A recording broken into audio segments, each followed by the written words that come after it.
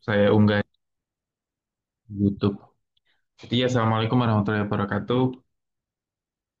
Teman-teman, malam ini adalah pertemuan kedua di kelas menulis biografi.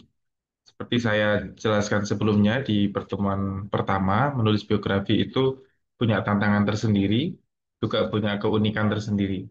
Tantangan menulis biografi itu salah satunya adalah bias. Jadi terkadang ketika kita sudah terlalu dekat dengan narasumber, kita cenderung eh, tidak memiliki rasa kritis yang cukup tinggi sehingga kita mudah percaya begitu saja terhadap yang diceritakan oleh narasumber dan itu yang kita jadikan sebagai dasar untuk menulis. Nah, kalau itu yang terjadi, tulisan kita tidak akan menjadi tulisan yang baik. Yang kedua, tantangan dari menulis biografi itu adalah terlalu emosional.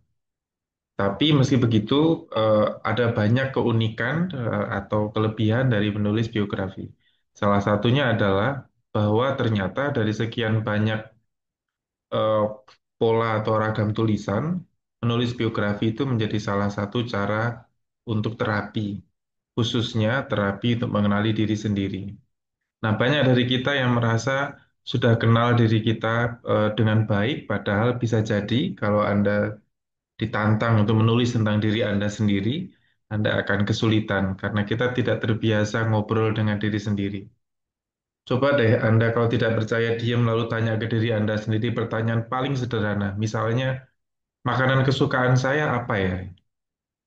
Anda mungkin tidak tahu karena yang Anda tahu adalah Anda makan yang Anda punya itu saja. Tapi makanan kesukaan saya apa ya?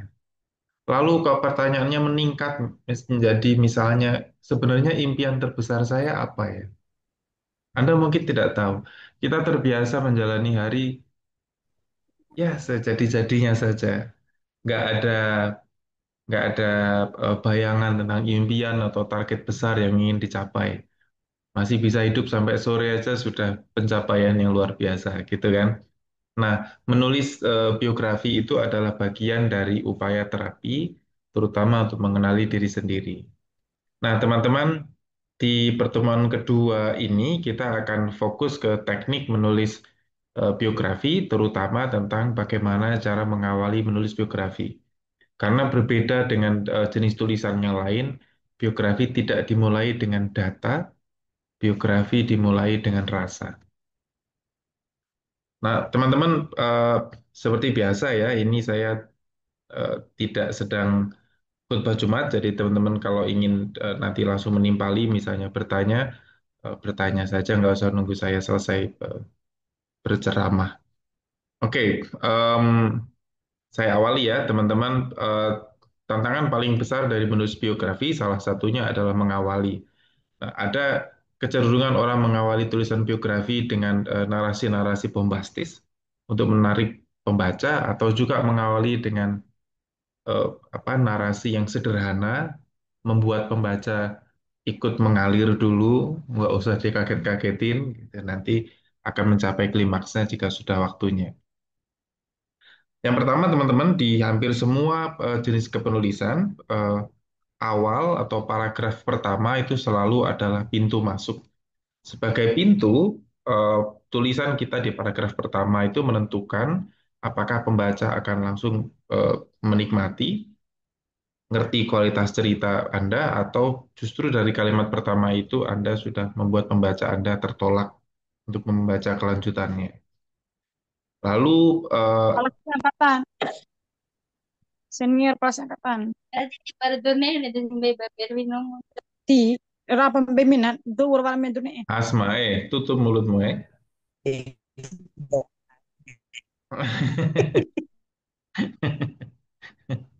Astaga. Oke, eh, berikutnya adalah untuk mengikat perhatian. Umumnya, teman-teman, pembuka yang kuat itu membuat pembaca merasa terikat, sehingga ia tak bisa lepas begitu saja dari narasi yang Anda bangun. Berikutnya adalah eh, fungsi awalan yang kuat itu adalah untuk mengarahkan fokus narasi. Di pertemuan awal, saya menjelaskan semua tulisan yang bagus itu selalu berawal dari pembuka yang kokoh.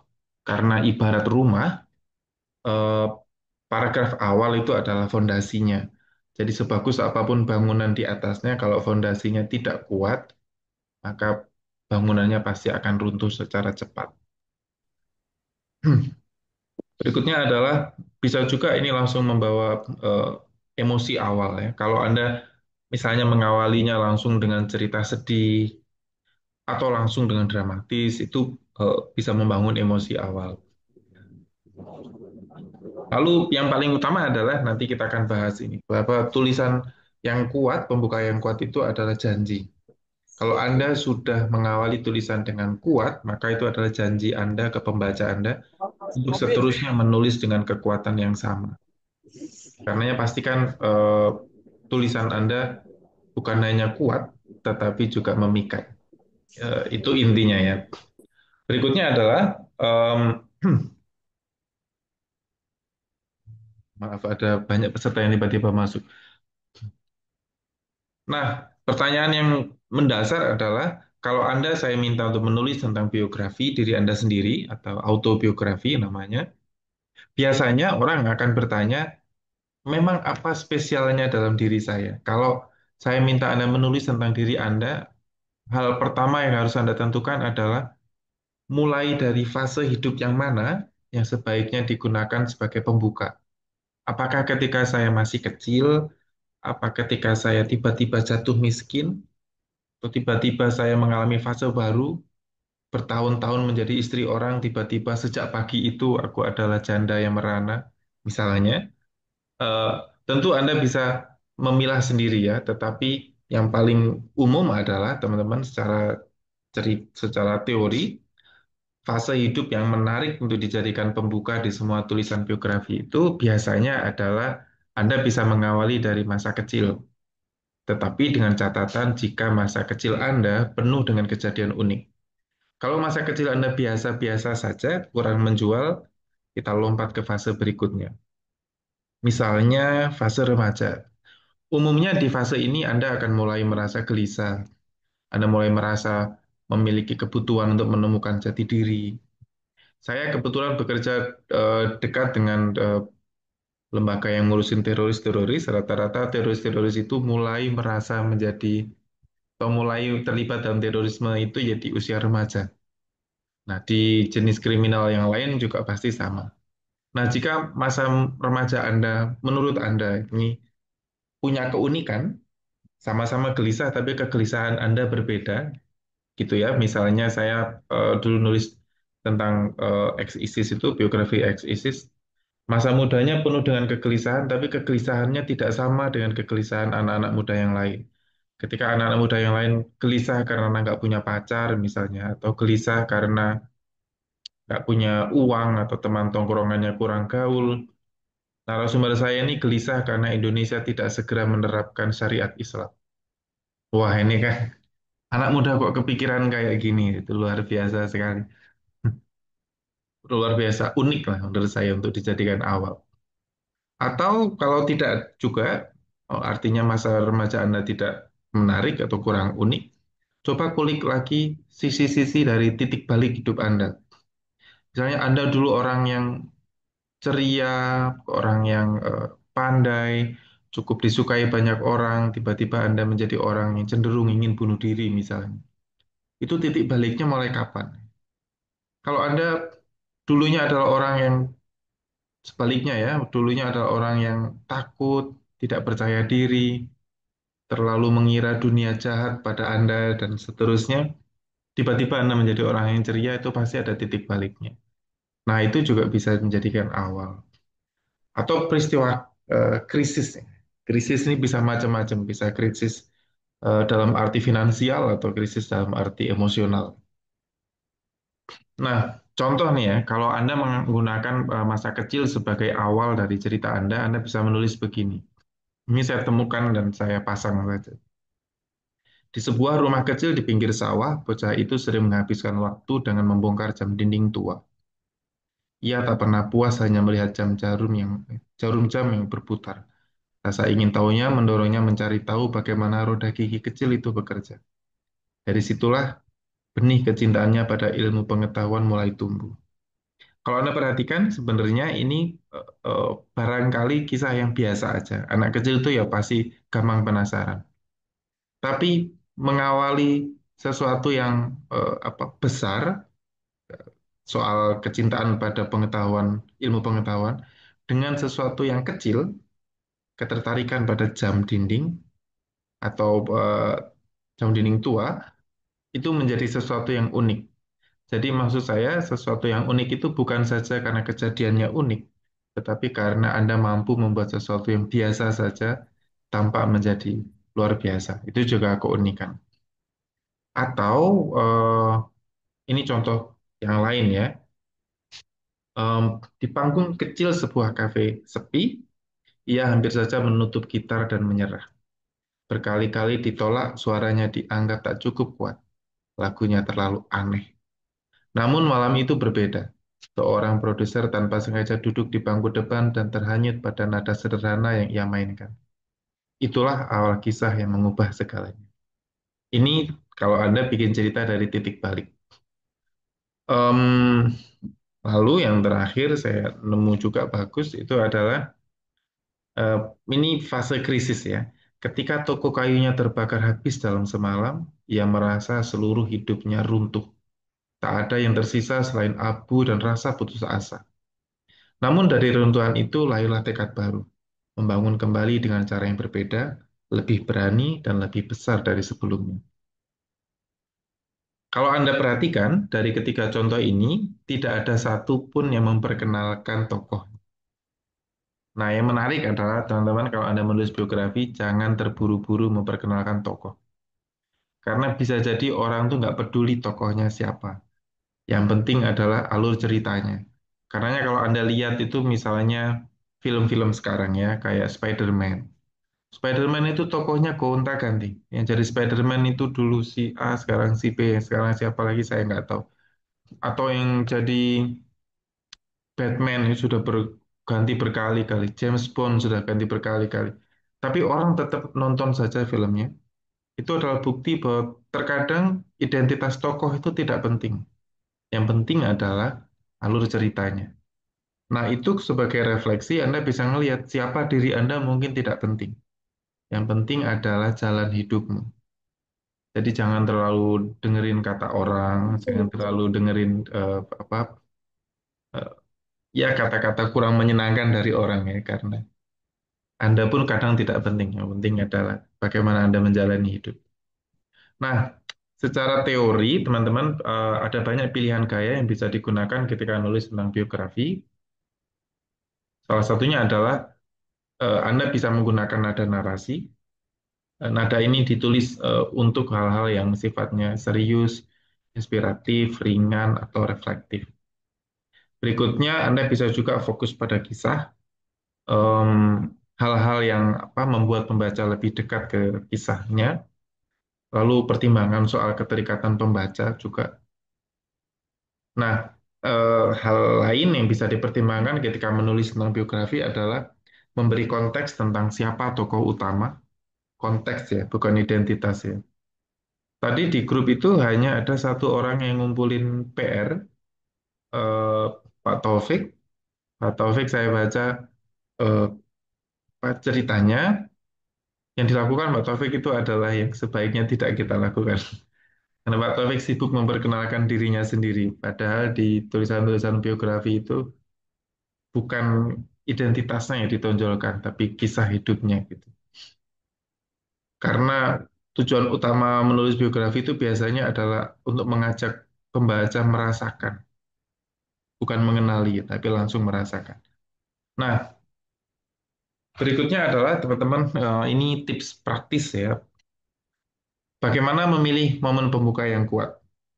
Secara praktis yang biasa kita bisa lakukan adalah satu, cari momen emosional. Itu yang utama. Dalam hidup Anda apa yang emosional? Saya dulu mengira momen emosional di hidup saya itu adalah ketika saya menjumpai kenyataan bahwa bapak dan ibu saya meninggal di waktu yang sama, di 98. Saya kira itu momen emosional saya, tapi ternyata tidak.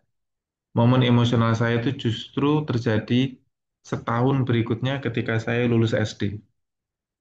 Itu sangat emosional sekali karena ketika lulus SD, teman-teman saya rapotnya diambilin sama bapak ibunya dan saya enggak. Ternyata malah di situ. Saya baru bertahun-tahun berikutnya baru merasakan ternyata sedih nggak punya bapak dan ibu. Tapi waktu bapak dan ibu saya meninggal ternyata sepertinya saya biasa aja karena sebagai anak kampung kan kita dirawat banyak orang ya. Saya meskipun punya bapak dan ibu, kadang saya tidur di rumah kakek saya, kadang di rumah bude saya gitu. Nah, Anda andai nanti diminta untuk menulis kisah tentang diri Anda sendiri, momen emosional dalam diri Anda itu apa? Itu tentukan sendiri. Jangan pakai standar orang. Standar orang lain tuh kan mungkin ditinggal orang yang tercinta itu pasti sedih banget. Bisa jadi justru hal itu bagi Anda biasa aja. Gitu kan, kita nggak pernah tahu. Mungkin momen emosionalnya nanti. Dan ternyata momen emosional saya yang nggak pernah merasakan diambilin rapot sama orang tua itu terjadi berulang-ulang. Lulus SMP saya nangis lagi, lulus SMA saya nangis lagi. Lulus S1, lulus S2 saya masih merasakan. Berarti momen emosionalnya itu memang bukan pada kematiannya, tetapi ketika saat dibutuhkan orang yang kita butuhkan nggak ada. Mungkin gitu ya maksud saya nanti kalau Anda bilang apa momen emosional yang ada pada diri Anda gitu misalnya ketika saya putus cinta, coba pikir lagi deh mungkin bukan itu momen emosional Anda. Bisa jadi momen emosionalmu itu adalah ketika kamu akhirnya merasakan ketika kamu bahagia kamu nggak punya orang yang tepat untuk diajak berbagi kebahagiaannya. Siapa tahu kamu kaya raya tapi kamu nggak punya pasangan tuh mau ngapain? Duitmu mau kamu pakai buat apa? Kamu mau membahagiakan siapa? Mungkin hal-hal kayak gitu yang sebenarnya lebih emosional. Gitu ya. Berikutnya adalah atau peristiwa yang berdampak jangka panjang. Gitu. Misalnya hal-hal yang traumatis. Ada momen yang kalau diingat-ingat sebenarnya setua ini ternyata saya nggak bisa lupa kata-kata tetangga saya misalnya. Dulu nyebut saya anak haram misalnya. Itu ngomong anak haramnya sih hanya sepersekian detik ya, tetapi dampaknya sampai tua nggak bisa dilupakan. Misalnya, itu bisa jadi eh, apa pembuka cerita yang sangat kuat. Lalu gunakan detail kecil. Detail kecil tuh kalau Anda lihat kayak tadi itu contoh jam dinding tua, itu detail-detail kecil. Eh, atau apalah Anda bisa mengembangkan yang detail-detail itu. Biasanya dengan semakin banyak detail, pembaca semakin bisa rapi menyusun imajinasi. Pembaca itu kan nggak bisa lihat gambar kan. Pembaca itu gambar sendiri di otaknya. Nah, pensil gambar pembaca itu adalah keterangan-keterangan detail dari kita. Tambahan yang strategisnya adalah teman-teman mulai dari pertanyaan menggantung itu biasanya menarik. Saya beberapa kali baca artikel atau paragraf yang diawali dengan pertanyaan menggantung itu ternyata cukup membuat kita tidak ingin meninggalkan paragraf. Misalnya dengan menanyakan kata siapa punya uang membuatmu bahagia. Bagi orang yang tidak pernah merasa punya uang, kebahagiaan itu adalah ketika punya uang. Tapi ternyata tiba-tiba ada orang yang bilang kata siapa kalau punya uang itu bahagia. Itu pertanyaan menggantung yang membuat kita penasaran pengen tahu. Atau Anda bisa mengawalinya dengan menggunakan dialog atau kalimat langsung. Bisa juga Anda dengan suasana ya, atau hal-hal yang sepertinya bisa dirasakan pembaca Anda. Misalnya, tak biasanya angin pagi ini dingin sekali. Pembaca sudah bisa membayangkan. Biasanya pagi itu panas di lokasi si pencerita, tapi sekarang dingin gitu misalnya. Ini bagian dari cara kita mengikat pembaca, yakni dengan membuat dialog-dialog imajiner, membuat pembaca merasa menjadi bagian dari cerita kita. Nah, itulah bedanya teks-teks apa tulisan-tulisan begini dengan teks tulisan khutbah Jumat misalnya. Khutbah Jumat itu langsung aja tiba-tiba kaum muslimin yang berbahagia. Tahu dari mana kamu saya bahagia? Saya datang ke sini aja gara-gara sendal saya hilang belum ketemu, misalnya kan. Saya itu datang ke Jumatan mencari sendal saya, barangkali ketemu. Atau ternyata ada di antara jemaat itu adalah fans MU yang sudah lama tidak merasakan kemenangan. Kok khotibnya pede banget bilang jamaah Jumat yang berbahagia. Itu jelas teksnya tidak mengajak pembaca untuk menjadi bagian dari cerita. Nah, kita menghindari itu. Nah, teman-teman, berdasarkan pengalaman umum ya, kesalahan umum yang biasa dilakukan orang ketika nulis biografi itu ada beberapa. Satu, memulai dengan biodata yang kering. Eh, Pak Taufik kalau ikut kelas malam ini bisa ngelihat ya, yang Anda lakukan tadi itu. Meski begitu, saya apresiasi di antara puluhan murid di kelas ini hanya Pak Taufik yang mengumpulkan PR luar biasa. Misalnya begini, nama saya Andi, lahir pada 3 Maret 1980 di Jakarta. Saya anak kedua dari tiga bersaudara, lalalala. Teman-teman, ini bukan awal tulisan biografi. Ini adalah awal wawancara kerja. Berikutnya adalah ceritanya terlalu jauh ke belakang. Leluhur keluarga kami berasal dari sebuah desa di pegunungan yang terkenal sejak abad ke-17. Mereka hidup sebagai petani dan pedagang kecil jauh sebelum saya lahir. Ya iyalah, jauh banget. Abad ke-17 lagi. Urusannya sama kita yang hidup di abad sekarang apa? Gitu ya. Em, berikutnya adalah deskripsi panjang tanpa konflik atau emosi. Rumah kami besar, bercat putih dengan halaman luas yang dipenuhi bunga mawar. Di ruang tamu ada kursi jati tua, lemari buku tinggi, dan karpet merah yang lembut. Bisa jadi ini sebenarnya adalah teks promosi di toko furniture ya. Bukan awal cerita, ini nggak ada emosinya apa. Anda harusnya bisa mengikat emosi. Misalnya dengan menyambungkan bahwa cat putih itu mengingatkan saya pada warna kesukaan ibu saya. Misalnya. Bunga mawar itu adalah bunga yang dulu ditanam oleh adik saya. Tepat sebelum dia divonis kanker dan akhirnya meninggal tak lama. Misalnya begitu ya, itu ada emosinya. Tapi kalau cuma Anda menyebutkan barang-barang satu-satu, nggak ada emosinya, itu bukan awal dari cerita. Itu adalah teks jualan. Jadi teman-teman, fokus kita nulis di awal itu adalah karena awal cerita bukan sekadar permulaan, tapi janji kepada pembaca ada kisah yang bermakna yang menanti di dalamnya. Em, itu yang bisa saya sampaikan, teman-teman. Jika ada yang ingin berbagi atau disampaikan, silakan. Saya ngecek Mbak Maria Juli ternyata bikin ya, bagus. Mbak saya mau lihat saya. Hmm? Dulu hidupnya diwarnai dengan pelukan hangat dari tangan-tangan kecil yang menggemaskan. Meraut pensil, menenangkan tangisan, dan membuat permainan menyenangkan agar anak-anak yang diajarinya bisa fokus dan betah datang ke sekolah. Hmm, bagus sih, tapi kalau betah datang ke sekolah itu gimana? Datang terus betah di sekolah maksudnya ya. Setelah 5 tahun mengajar di TK dengan konsep inklusif, perempuan berusia 33 tahun ini kepikiran untuk fokus menjadi penulis naskah. Sejak kanak-kanak, tujuannya cuma ingin berkantor di tempat penuh buku di daerah Palmerah. Semakin hari, keinginan ini semakin menguat. Dari menggambar matahari bulat berwarna kuning cerah dan mengunting gambar dinosaurus dengan senyum lucu, dia belajar menggambar adegan-adegan pidato, eh, dan menulis pidato orang-orang yang katanya penting. Baginya, kesabaran yang dilatih setiap hari selama menghadapi anak TK yang menangis karena krayonnya hilang pun pelan-pelan terpakai.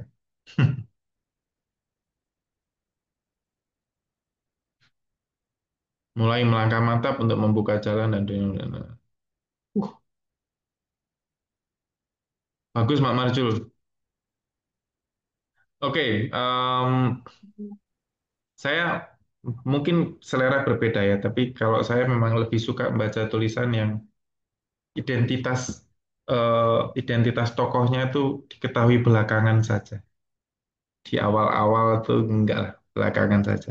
Dan mungkin karena kesukaan itu, tiap kali saya nulis buku-buku biografi itu saya biasanya selalu menyimpan identitas tokoh itu kalau nggak di bab-bab tengah ya di bab 6 7 gitu ya di bab akhir di 10 11. Saya merasa di depan itu saya perlu ngajak pembaca saya untuk ngobrol dulu deh.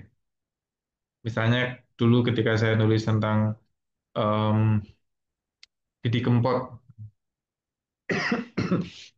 ketika saya nulis buku tentang Didi Kempot yang merayakan patah hati itu, saya malah memperkenalkan Didi Kempot itu kalau nggak salah di bab paling akhir.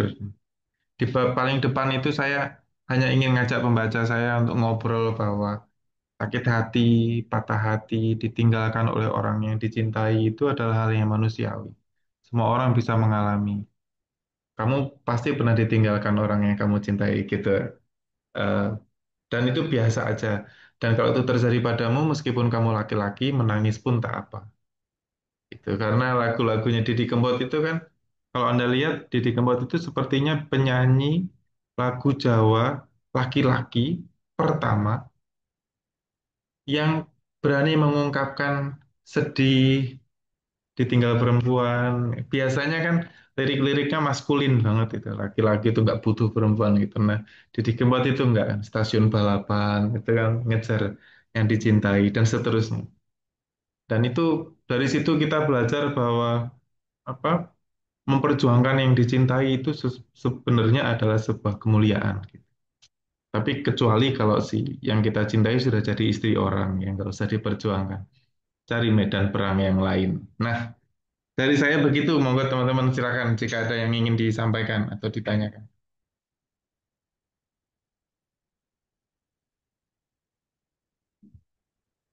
Adakah?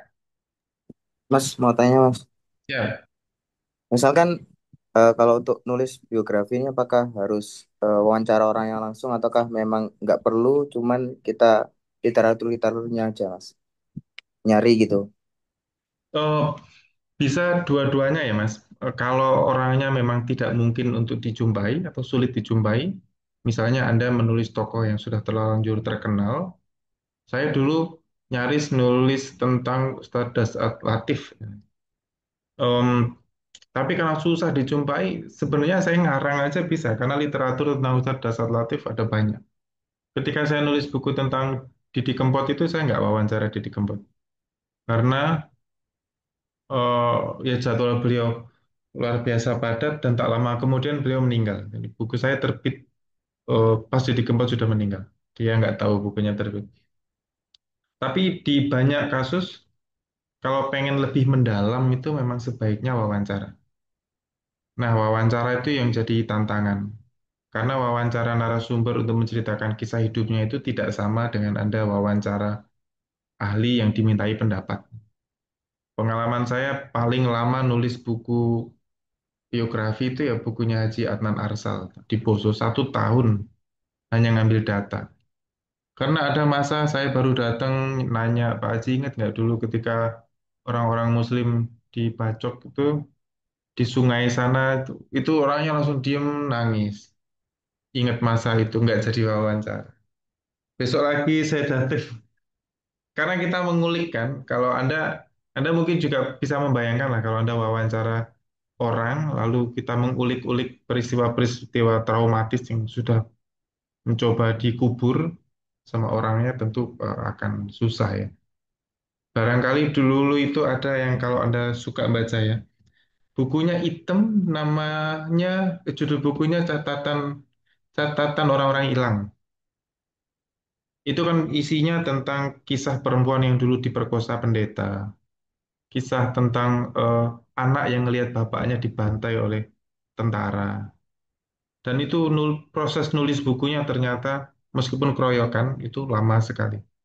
Eh, karena itu narasumbernya tidak semuanya eh, nyaman atau bahkan bersedia diwawancarai. Jadi ya saya dulu di Poso tuh malah ingat lebih sering saya kalau main ke rumah narasumber saya nggak wawancara.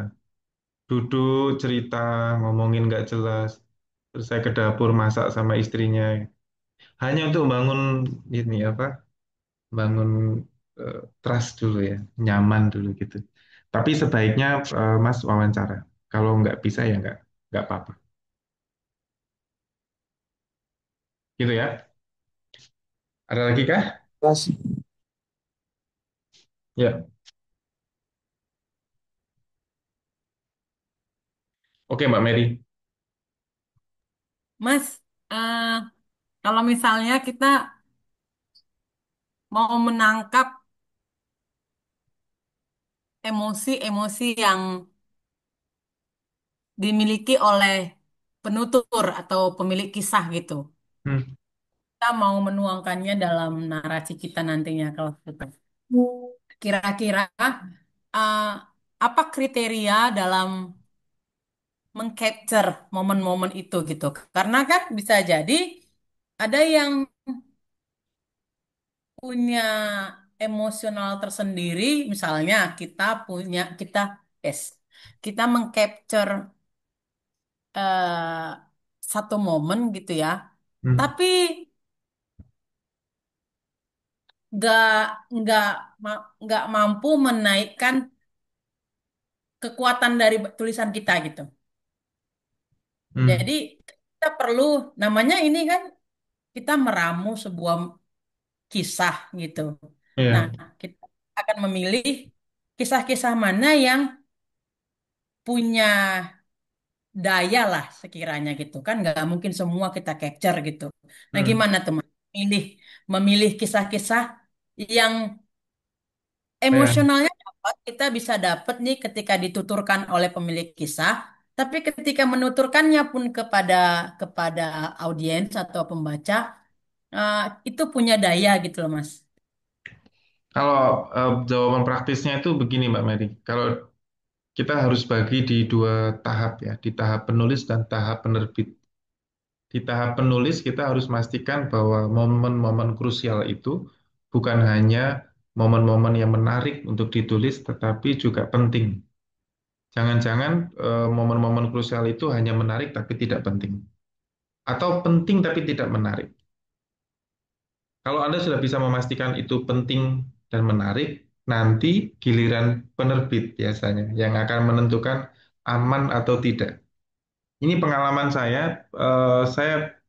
ketika ngedit buku tentang kisah istri para teroris, em, Anda bisa cek itu di Gramedia masih ada bukunya. Em, itu saya sudah susah sekali ngeditnya. Itu hampir setahun lagi saya juga hanya ngedit naskah itu 1 tahun saya karena emosional sekali. Em, ternyata ketika naskahnya jadi, itu sepertinya banyak yang dihilangin juga sama penerbit. Ya tentu dengan diskusi ya, karena misalnya, tuh nggak aman nih berdarah-darah nih gitu. Nah, saya pekan ini baru nolak naskah, ini menarik juga saya cerita. Jadi ada yang ngirim naskah ke Gramedia, dikasih ke saya sama bosnya untuk dilihat. Saya pikir saya menghargai sih kebebasan penulis untuk berpendapat, tapi saya merasa tulisannya tidak aman untuk diterbitkan. Karena meskipun di buku-buku itu ada tulisan isi di luar tanggung jawab penerbit, sebenarnya kalau ada apa-apa penerbitnya juga pasti kena masalah. Saya ingat di naskah itu misalnya ada statement-statement yang bilang, eh, karena ini isunya sensitif ya, bahas-bahas agama gitu. Jadi kami nggak berani lah. Dia bilang misalnya bahwa Nabi itu datang dengan membawa ajaran yang berbeda-beda. Terus bahwa ritual dan hafalan yang ada dalam agama itu membuat orang jadi bodoh. Uh, kalau Anda ngomong itu di kafe sambil minum kopi sasetan sih nggak apa-apa ya. Tapi kalau ditulis dan dibaca orang pakai penerbit mayor lagi ya tentu kami nggak berani. Nah jadi Mbak Mary, tidak semua hal yang krusial itu harus ditulis. Tidak semua hal yang Anda anggap penting itu pasti menarik. Tapi bisa jadi yang menarik itu ada pentingnya juga. Nah, ini tergantung cara kita aja. Lalu pertimbangkan keamanan sih, Mbak. Aman nggak tulisannya kalau dikeluarkan? Dibaca orang aman nggak? Akan menjadi polemik nggak nanti? Akan jadi kontroversi nggak? Itu sih paling pertimbangannya, Mbak. Jadi ketika meramu kisah itu, Mas, memang ada apa ya kerjasama dengan penerbit berarti ya. Nggak Hmm, kerjasama juga sih, tapi ya kita ngira-ngira aja masukan ya, biasanya. Ya, biasanya masukan penerbit pasti punya eh, apa standar masing-masing standar. ya. Oke, Mas. Thank you ya, Mas. Oke, begitu teman-teman. Terima kasih. Barangkali nanti ada pertanyaan yang lain disampaikan di grup. Saya mohon maaf harus undur diri, ada hal lain yang harus dikerjakan. Semoga kelas ini meskipun sebentar ada manfaatnya. Teman-teman jangan takut menulis. Meskipun saya berkali-kali juga bilang saya tidak setuju ke orang yang ngajarin yang penting nulis dulu gitu, enggak juga. Yang penting belajar dulu, karena jangan takut belajar untuk menulis. Kalau tulisan Anda jelek, tulisan Anda salah-salah, yaitu Anda sudah berada di jalur yang benar untuk belajar. Paling tidak dengan mengetahui bahwa tulisan Anda salah, Anda akan tahu yang benar kayak gimana gitu. Terima kasih banyak, semoga bermanfaat. Assalamualaikum warahmatullahi wabarakatuh.